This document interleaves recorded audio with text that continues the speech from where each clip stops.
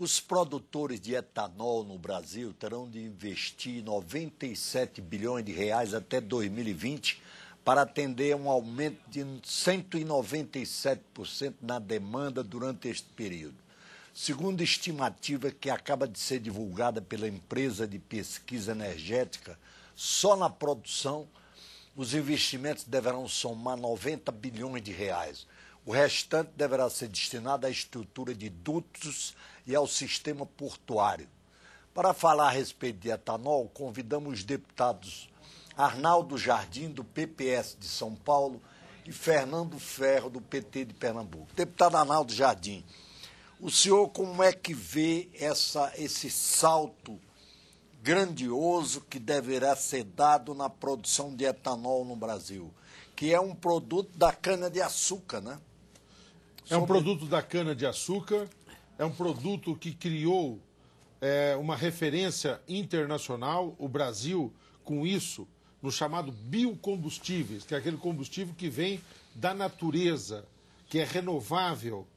Tudo isso nós temos no nosso etanol, um fato que criou referência no mundo. É muito surpreendente, Tarcísio, o fato de que nós deixamos de ser o maior produtor de etanol do mundo há 4 anos. Não sei se você sabe disso.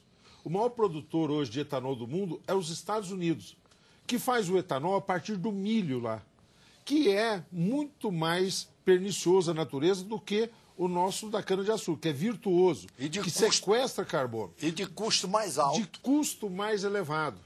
E o milho, que concorre em áreas que são destinadas à alimentação humana e animal. Enquanto que a expansão do nosso etanol hoje aqui, e da cana-de-açúcar, que ocupa regiões grandes de cultivo no nosso país, mas se nós formos fazer uma conta, é muito importante, porque as pessoas falam, puxa, está tomando conta a cana-de-açúcar. Ela significa 2,6% da área agriculturável do nosso país, o que equivale a 9 milhões de hectares. Então, é um percentual muito pequeno. O percentual de pastagens significa 30 vezes mais do que a área que é hoje utilizada pela cana-de-açúcar. A área de cultivo no nosso país, que pega maiores contingentes de terra, nesse instante é a soja, que tem uma importância muito grande, do ponto de vista da alimentação, do ponto de vista da exportação, e do ponto de vista, inclusive, agora também de biocombustíveis, porque a soja está sendo muito usada, ao lado de outras, como bem sabe o deputado Fernando Ferro, como uma base para o biodiesel. Então, o nosso etanol é muito importante. Todos nós tomamos um susto nesse final de ano. Subiu muito o preço do etanol.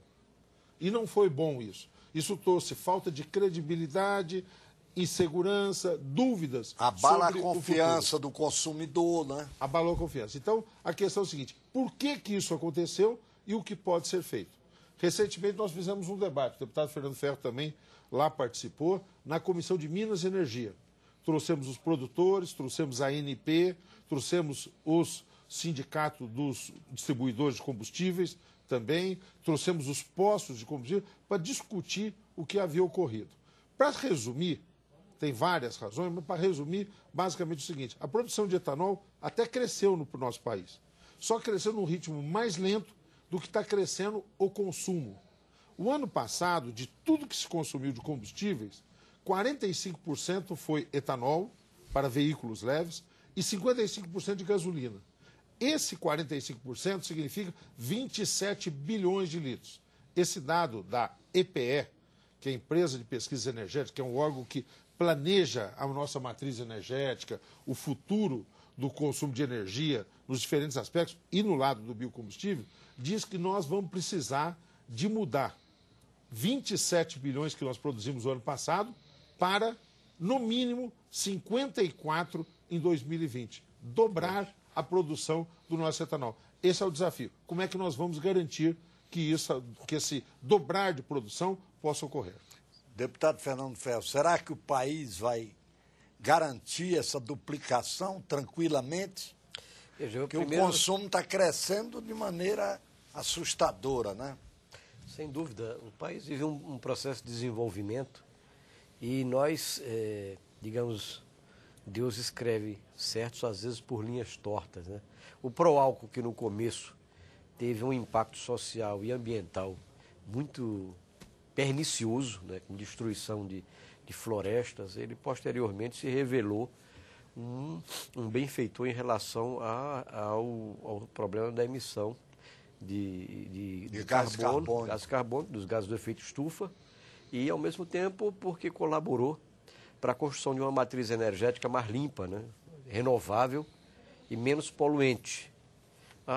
Nós temos uma civilização da cana-do-açúcar no Brasil. O Brasil começou no Nordeste, com Pernambuco, seu estado. Pernambuco, Alagoas, outros estados da região Nordeste. 500 anos de cultivo, né?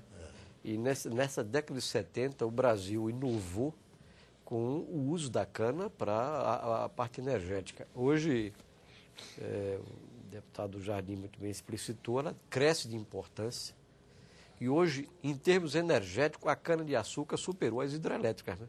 Ela hoje é responsável na matriz energética por um potencial, por uma contribuição da energia gasta no país maior do que as hidrelétricas. São Paulo hoje é o maior produtor, né? Um dos maiores produtores, o grande produtor no Brasil. E nós temos que ter, evidentemente, uma atualização dessa produção. Inclusive, nós fizemos um debate para construir uma legislação sobre energias renováveis, e nesse projeto de lei, que é o projeto de lei 630, nós estamos sugerindo algumas ações nesse campo, tanto no aspecto da tributação, como no processo de facilitar, por exemplo, para a agricultura familiar entrar na produção do álcool. E reduzir a tributação que incide sobre isso, e permitir ampliar as possibilidades de oferta do etanol. Nós tivemos aí um aumento do consumo por conta do crescimento da nossa frota de veículos, que é aumento do poder aquisitivo da população, que vai requerer mais produção de álcool. Eu acho que nós temos que ampliar as nossas áreas de produção do açúcar. Eu digo, em Pernambuco e na região Nordeste, açúcar sempre foi coisa de usineiro. Eu acho que nós temos que mudar isso. A média e a pequena propriedade pode entrar também nessa produção, nessa capacidade de fornecimento do álcool, inclusive para descentralizar e dar mais concorrência e competitividade na produção. O Estado faria pequenas usinas, né? Não, a possibilidade da agricultura familiar instalar microdestilarias para produzir 10 mil litros, 5, 10, 15 mil litros. Isso é possível de fazer. Existem estudos já desenvolvidos por universidades que podem incorporar a agricultura familiar nessa cadeia produtiva do etanol. Além, evidentemente, nós temos que fazer um investimento em pesquisa, em tecnologia, para melhorar a nossa produtividade, que não é equivalente no país. Nós temos regiões mais produtivas, outras menos. E nós podemos ampliar essas possibilidades de oferta. E, evidentemente, ter um tratamento, enquanto política energética, diferenciado, por ser uma fonte renovável, e poder suprir o país com essa alternativa. Além disso, a cana-de-açúcar não é só o etanol. Existe uma alcoquímica, né? Existe um complexo alcoquímico que tem que ser desenvolvido. A possibilidade de produzir os plásticos biodegradáveis são uma revolução. Nós fazemos biodegradáveis. Hoje, uma garrafa dessa de Coca-Cola são 400 anos para ela se destruir na natureza. Você pode fazer esse plástico com um produto da cana-de-açúcar. Então, existe um potencial impressionante nessa área da alcoquímica que nós podemos e devemos desenvolver. Já existe tecnologia aqui no Brasil desenvolvida, existe já demonstrativos disso e já se começa a produzir. Então, tudo isso contribui para a chamada de uma construção de um desenvolvimento sustentável, de uma economia ambientalmente desenvolvida e civilizada. Com um mercado cativo gigantesco, com apelo crescente. Por exemplo, está aí os países emergentes, China, Índia, já requisitando. O Brasil fornece e pode exportar muito mais. Se tiver capacidade de produzir, o mercado é amplo. O aumento aí que surgiu é conta dessa procura, a interna e a externa. E, evidentemente, estabelecido políticas de quebra de barreiras que nós enfrentamos. O subsídio ao álcool americano é um absurdo. Além de ser algo que compromete a segurança alimentar, a produção de etanol à base de milho, ele é subsidiado, muito fortemente subsidiado, e concorre de uma forma desigual, né, de uma forma completamente injusta com a nossa produção de etanol. É uma luta e uma briga que nós temos que ter no plano internacional para buscar isso. Nós temos conseguido, países como a Suécia têm estabelecido com o Brasil convênios, uma boa parte dos ônibus suecos, hoje, eles são movidos a etanol brasileiro, que faz parte do programa de descarbonização da economia e dos transportes, da matriz de transporte daquele país, e que nós podemos contribuir com isso, que são alternativas limpas e crescentemente, digamos assim, civilizadas para o nosso desenvolvimento. O programa Brasil em Debate houve os deputados Arnaldo Jardim, do PPS de São Paulo, e Fernando Ferro, do PT de Pernambuco, sobre o etanol. O deputado, esse programa é também transmitido pela Rádio Câmara. O deputado Fernando Ferro falou num potencial fantástico do etanol na área do plástico, que hoje é só petróleo, né? Que não é biodegradável. O etanol faz o plástico biodegradável. Como é que o senhor vê isso, deputado Arnaldo? De uma forma entusiástica. E eu acho que pegou muito bem esse aspecto que o deputado Ferro destacou. A alcoquímica, que é o equivalente da nossa petroquímica. Aquilo que se faz com petróleo se fará com álcool, porque a base é a mesma de composição química, que é carbono, tá certo? Aquilo claro. que é a fórmula básica também do etanol, tá certo? C2H6O, né? Nas nossas aulas de química, nós somos engenheiros, né? Tá certo? Ambos são engenheiros. Somos. Então, por conta disso, é que é um campo formidável. Qual é a questão? Então, nós temos a alcoquímica. Outra coisa, acho que você não sabe, um dos convênios que o Obama assinou quando veio aqui é para desenvolver o combustível a querosene de avião a partir do álcool. Porque uma das grandes fontes de poluição no mundo hoje é a aviação. Se você for pegar a cidade de São Paulo, o grau de poluição, só ali os pousos de decolagem em torno de Congonhas são responsáveis por 17%. É uma fonte grande de poluição. 17% de toda a cidade, que tem 5 milhões de veículos, mas Congonhas responde sozinho por 17%. Só? Pelo que se emite, só aquele local. Então, nós temos esse campo do querosene, tá certo? Que vai se fazer. E uma cerveja. Agora, a Honda acabou de lançar a moto a álcool. Flex, tá certo? Que nós estamos fazendo isso aí crescer de uma forma extraordinária. Ele quer fazer uma observação. Em relação a isso que o Jardim está falando, eu tive um contato com o executivo da Embraer. Ele me falou já do crescimento, desenvolvimento da Embraer nos aviões a álcool, né, também, então, que é uma possibilidade que está sendo feito aí, é introduzir o combustível à base dos derivados da cana-de-açúcar, trocar por álcool. E alguns aviões... É fantástico. Está sendo experimental aviões para uso na agricultura, para aviões de pequeno... Daquela antiga firma que foi comprada pela Embraer, a Neiva, que fazia todos aqueles aviões que são de menor porte para detetização, ou para semeadura, ou para defensivo agrícola, tudo mais tal. Então, já todo operando à base de álcool. Qual é a situação, então, que nós vivemos? Álcool química, tudo. A Braskem abriu uma fábrica de plástico verde no polo lá de Triunfo. Vai abrir uma segunda. Só essa primeira fábrica da Braskem, que é o plástico biodegradável, plástico verde, como é chamado, já será responsável por consumir 4% da nossa produção nacional de álcool. Triunfo, onde a segunda, no Rio Grande do Sul. No Rio Grande do Sul. Que está, inclusive, um pouco deslocado, porque não é região produtora de álcool, tem que se transportar, mas assim mesmo é economicamente viável. Então, qual a situação?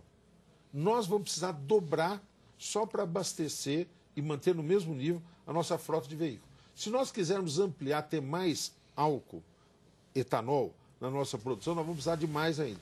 E no mundo todo, o nosso álcool chega a preço competitivo onde quer que seja. Se os nos Estados Unidos, onde eles têm taxas protetoras. Retirando as taxas, nós chegamos, transportamos por navio o álcool até lá, e assim mesmo chega mais barato do que o álcool produzido lá por eles. Pois é. Pelo milho. Então qual é a questão? Como que nós vamos crescer? O deputado Fernando Ferro já avançou uma ideia que eu quero frisar, tá certo? Ampliar a base de produção, ter novas unidades, importante. Mencionou uma outra que eu também reforço, a questão tributária. como que nós podemos ter um diferencial tributário a favor do etanol? Reduzir a tributação para estimular para poder fazer isso. A produção. Tá certo?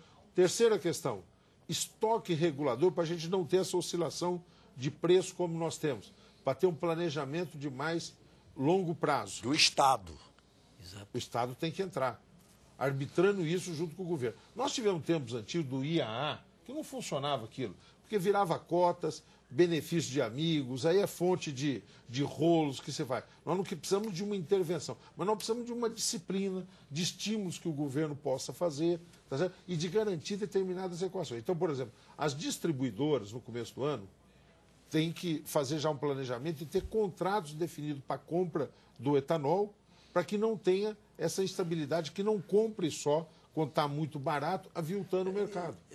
Então são coisas que vamos fazer esse planejamento para ampliar. Que é contra o produtor também. Isso que o Jardim fala é fundamental. O que nós fazemos com a energia elétrica e com o petróleo, temos que fazer com o álcool. Tem que ter planejamento, tem que ter regulação na sua distribuição, tem que ter os leilões de produção, inclusive para criar essas expectativas, tem que introduzir novos atores na produção e eu diria mais, tem outras questões regionais. Por exemplo, o Nordeste produz farinha à base da mandioca e uma parte do álcool da mandioca vai embora na chamada manipoeira, daquele resto que é aquele feira um veneno, e que tem álcool ali, a gente perde. Se tivesse um tratamento, tiver uma elaboração tecnológica, de pesquisa, a mandioca vai produzir álcool também, da mesma qualidade, e na região Nordeste é um imenso potencial para fazer isso, que é um cultivo tradicional. Tem uma produção muito grande. Uma produção grande que é jogada fora, quer dizer, inclusive a nossa ineficiência energética. Nós produzimos a farinha e jogamos fora o álcool da mandioca, que podia perfeitamente ser aproveitado. Hoje já existem estudos para isso e tem que ser incentivado, porque nem todas as regiões são adequadas para o cultivo da cana, né? Mas nós temos essas alternativas de produzir álcool com cultivares, como é o caso da mandioca, e que pode se inserir dentro dessa cadeia de produção, de fornecimento de energético e de alimentos, que é complementar. Nós produzimos álcool à base de mandioca, não deixamos de fazer farinha, pelo contrário, vamos fazer farinha. Complemento. E o complemento é exatamente o álcool que é possível de fazer isso. Eu concordo plenamente com o nosso amigo Jardim, porque ele falou uma coisa fundamental, a regulação.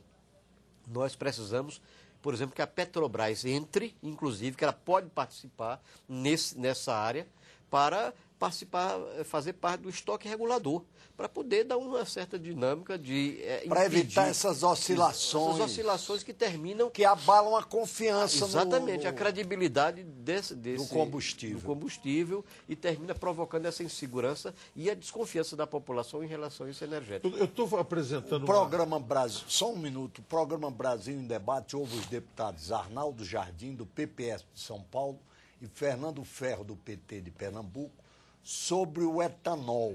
Este programa é também transmitido pela Rádio Câmara. Deputado Arnaldo Jardim. Eu estou querendo ganhar o apoio aqui do Fernando para uma tese que eu vou defender também. E nós estamos muito sintonizados aí nas coisas que temos falado até esse instante. Hoje, para discutir esse assunto do etanol e dos biocombustíveis, tá certo? Estou particularmente me referindo ao biodiesel e depois outros poderão vir nisso. Nós temos hoje o Ministério da Agricultura, discute isso por conta da questão de plantio. E queremos até tranquilizar todos, porque alguém pode estar ouvindo e falar, puxa, mas o Arnaldo está dizendo que precisa de aumentar, o Fernando Ferro também, nós vamos ter mais áreas cultivadas. Nós não estamos propondo nenhuma coisa de desmatamento e há já uma lei de zoneamento que proíbe terminantemente a entrada do plantio da cana, tanto no bioma do Pantanal como no bioma amazônico. Então, há uma restrição clara já, não há nenhum tipo de incidência ambiental, vamos tranquilizar sobre isso. Mas o Ministério da Agricultura discute isso. O Ministério de Minas e Energia discute enquanto combustível. O Ministério de Desenvolvimento Econômico, tá certo? Está discutindo isso porque tem implicações também em negociações, inclusive, internacionais. O Ministério de Ciência e Tecnologia discute isso. O Itamaraty está, inclusive, dando sequência a um acordo antigo de certificação do etanol que o Brasil e os Estados Unidos estão puxando, que é uma base para você ter negociação de contrato futuro. Você precisa ter um certificado, exatamente qualificar, mensurar o que é esse etanol. Então isso está distribuído em muitos órgãos dentro do governo. Eu acho que seria muito importante que a presidente Dilma pensasse sobre uma proposta de criar uma Secretaria Nacional de Biocombustíveis. Não é para criar um órgão a mais, pode até retirar de outros, mas uma coisa que unificasse todas as articulações sobre isso. No Etanol Summit que teve em São Paulo, 2 dias, eu estive lá, o ministro Lobão foi lá e anunciou que agora o Ministério está estudando um plano decenal para o etanol. E no encerramento teve lá também outros ministros falando. Então, essa unificação de ações, eu acho que poderia, Fernando, coordenar melhor as iniciativas e você ter, tá certo, uma coisa mais, portanto, eficaz do ponto de vista de políticas públicas. Tem uma parte que eu acho que é importante nisso, um zoneamento agroecológico pode permitir que nós liberemos parte das pastagens que hoje são responsáveis por problemas de degradação ambiental, problema de desertificação, para a produção da cana-de-açúcar. Há regiões que já foram degradadas, com as quais nós poderemos transformá-las em uma área produtora de cana-de-açúcar, sem investir no desmatamento. É possível perfeitamente melhorar a produtividade da nossa pecuária, que hoje é sabidamente, nesse aspecto, não tem a eficiência que tem outros países, que pode liberar 30%, 40% de terras para a produção da cana-de-açúcar, sem criar esse conflito com a questão ambiental do desmatamento. Eu acho que a gente pode compatibilizar, inclusive das novas definições do Código Florestal que aí temos, aproveitar essas áreas. Você não pode deixar de reconhecer que ocupar com cana-de-açúcar certas áreas, você recupera uma parte da produção do oxigênio, do ciclo da fotossíntese, que está associada ao ciclo da produção desse cultivar, que melhora a nossa, digamos, as nossas emissões, e reduzindo, inclusive, toda essa pressão ambiental nesse debate. É algo que eu acho que é possível de nós discutirmos, e é possível, inclusive, de se criar um debate sobre essa matéria. Eu sei que não é fácil, porque entra aí o componente ambiental, entra alguns desencontros que temos ainda entre a produção agrícola e a questão ambiental, mas eu acho que é possível fazer isso. Até creio que o etanol e o álcool podem ser um ponto de encontro e de pacificar essas pressões ambientais e da pecuária na produção brasileira, contribuindo para ampliar nossa produção e, ao mesmo tempo, melhorando a nossa qualidade de vida. Eu realmente tenho uma experiência do Nordeste, que é que o álcool, a produção do álcool também, ela trouxe um aspecto complicado da destruição da Mata Atlântica. Tem áreas mesmo que nós vemos... Pernambuco tem Mata Atlântica. Tem uma região de Mata Atlântica. 3%, sobrou 3% de Mata Atlântica. Mas você vê os topos de morro, aquelas resíduos de Mata Atlântica, digamos assim. A Bahia também tem uma. Mas eu acho que nós temos em algumas regiões... São Paulo, né? No entorno da Amazônia e na produção da grande pecuária do Centro-Oeste, eu acho que há espaço para diversificar essa produção da pecuária com a produção da cana. Até porque a cana, quando ela é integrada, ela pode ser conveniada com a pecuária, porque ela fornece insumos para a pecuária. Sem dúvida. Sem dúvida. Produção de ração. Permite você fazer um confinamento, uma alimentação. E outro aspecto menor, importante espaço, disso menos extensivo, é a energia da queima do bagaço da cana, que é outro potencial que você terá. É outra riqueza agregado ainda. Também a essa produção de Energética, cana, né? riqueza energética. Nosso tempo está esgotado. Tema fascinante, né? Eu queria agradecer aqui a presença dos deputados Arnaldo Jardim, do PPS de São Paulo, e Fernando Ferro, do PT de Pernambuco. Muito obrigado pela audiência e até o próximo Brasil em Debate.